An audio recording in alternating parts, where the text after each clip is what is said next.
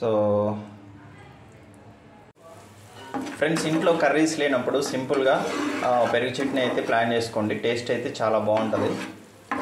So నేనైతే పచ్చిమిర్చికి బదులుగా నేను ఎండుమిర్చి అయితే వేసాను అనమాట.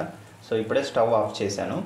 నెక్స్ట్ నేను ఇందులోకి మీగడ పెరుగు వేసుకుంటున్నాను అనమాట. ఇది ప్యాకెట్ పాలు కాదు. సో చల్లారిన తర్వాత వేసుకోవాలి.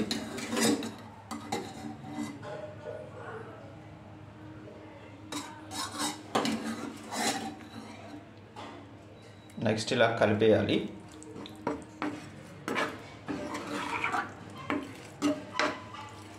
ఇంట్లో ఫ్యామిలీ మెంబర్స్ ఊరికి వెళ్ళినప్పుడు మనకి కర్రీస్ చేసుకోవడం రానప్పుడు ఇది పెరుగు చట్నీ చాలా సింపుల్గా చేసేసుకోవచ్చు. టేస్ట్ కూడా చాలా బాగుంటుంది అన్నమాట. చిన్నప్పుడు నేను మా నాయనమ్మ గారి దగ్గర పెరిగాను.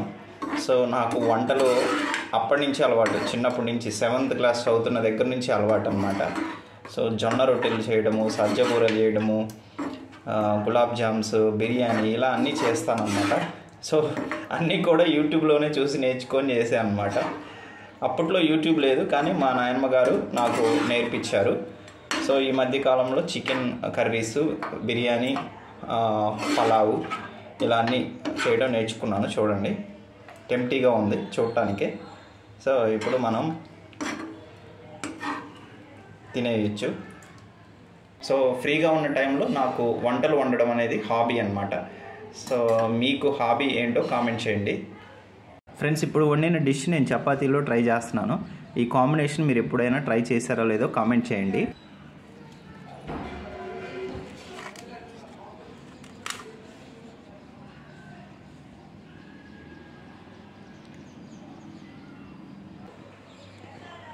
For more videos, like, subscribe.